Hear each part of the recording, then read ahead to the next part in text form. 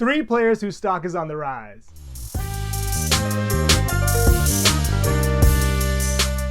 Number 1 on my list is Trey Murphy. The former Virginia Cavalier and sharpshooter missed the first 19 games of this season due to a meniscus injury. But since returning to the lineup, he's looked pretty solid. In the 8 games that he's been back, he's actually averaged more points, assists, and rebounds per game despite playing 6 fewer minutes. And I think once he is able to ramp back up to the 30-minute mark, he should produce at a very high level. For his career, Murphy is a 46% shooter from the field. He's also shot at 40% from 3, making around 2 3-pointers per game.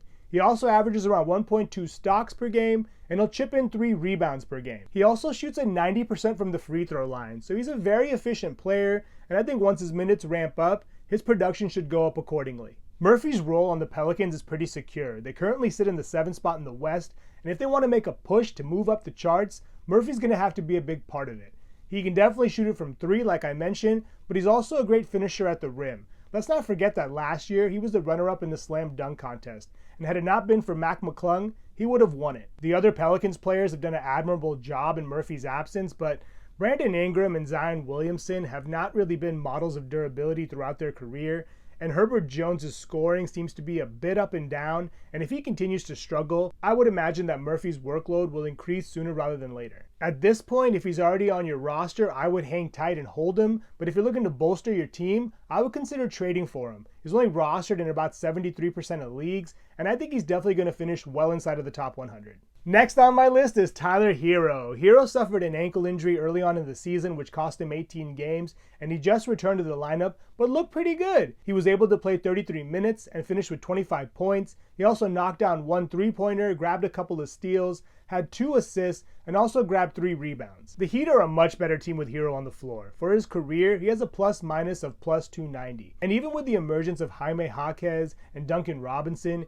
Herro is very much the guy on offense for this team. And if the Heat want to make another playoff push, Herro's going to have to be a big reason why. I know Herro has kind of gained a reputation for being a scorer and a 3-point specialist, but he helps in a lot of areas. For his career, he averages nearly 5 rebounds per game and nearly 4 assists per game. And what I also really like is that he's been able to improve his steal production every year he's been in the league, finishing last year with around 1.4 per game. Not bad for a guy averaging around 23 points per game and making 3 3-pointers per game. I think Herro is a great trade target, and if you can get him now while he's a little bit undervalued, I would strongly consider it.